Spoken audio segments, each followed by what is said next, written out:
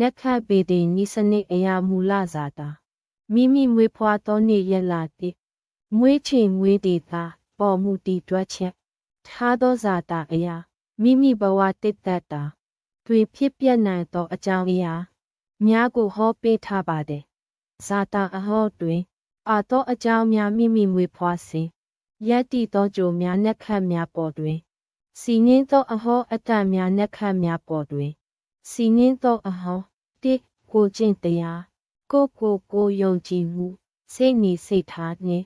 ပင်ကိုပြီးစားတိမိမိကိုယ်တိုင်အားစိုက်ထုတ်ပြီးစီးစိမ်ရှာဖွေပုံစုဆောင်းရရှိမှုမိသားစုအခြေခံသောလက်တွေ့အပင်ပန်းခံအားစိုက်ထုတ်မှုမိမိနှင့်အပေါင်းအသင်းအဆက်အသွယ်နဲ့နည်းပညာကိုအသုံးချနိုင်မှုမိသားစုအေးချမ်းမှုနှင့်အခြေခံပိုင်ဆိုင်မှုများအတွက်ပညာရေးသားသမီးတို့မဟုတ်တီထွင်ဖန်တီးမှုလုပ်ငန်းများအခက်အခဲတွေကိုကျော်လွှားမှုဘဝရဲ့စိန်ခေါ်မှုတွေကိုရင်ဆိုင်မှုအိမ်တောင်ဖက်အဆုဆက်လုပ်ငန်းများသို့မဟုတ်လူမှုဆက်ဆံရေးနေပင်များတွင်အားစိုက်ထုတ်မှုများမမျှော်လင့်ထားသောအပြောင်းအလဲများဖြင့်အကျက်အတီးများကိုရင်ဆိုင်နိုင်မှုအမွေအနှစ်ကိုအဆင့်မြင့်ပညာရပ်များသို့မဟုတ်ခရီးဝေးသွားခြင်းဘဝ၏အမြင့်ဆုံးအောင်မြင်မှုများအောင်မြင်ကြော်ကြားလိုသောစိတ်ဓာတ်နှင့်အလုပ်အကင်အပေါ်အားစိုက်ထုတ်မှုအခွင့်အလမ်းကောင်းရရှိခြင်းအောင်မြင်မှုနဲ့ဝင်ငွေတွေကိုပဲလို့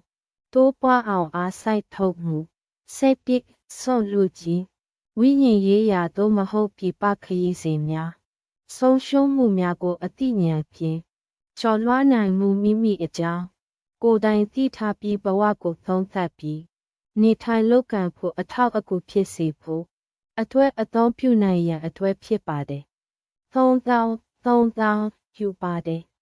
ကေပေးသည့်ဖုံးထုံများကို41139 ပါပဲစာမျက်နှာ14မျက်နှာခန်းရှိပါတယ်36နာရီအတွင်းရပါမယ်ခင်ဗျာအဟောရပြီးမှပိုက်စာပေးပါပိုက်ပါသုံးများကို41139မှာမူလဇာတာအဟောတိလိုပါတယ်ဇာတာအပါလို့ရေးပေးပါဇာတာမလိုအပ်ရင်1000ယူပါတယ်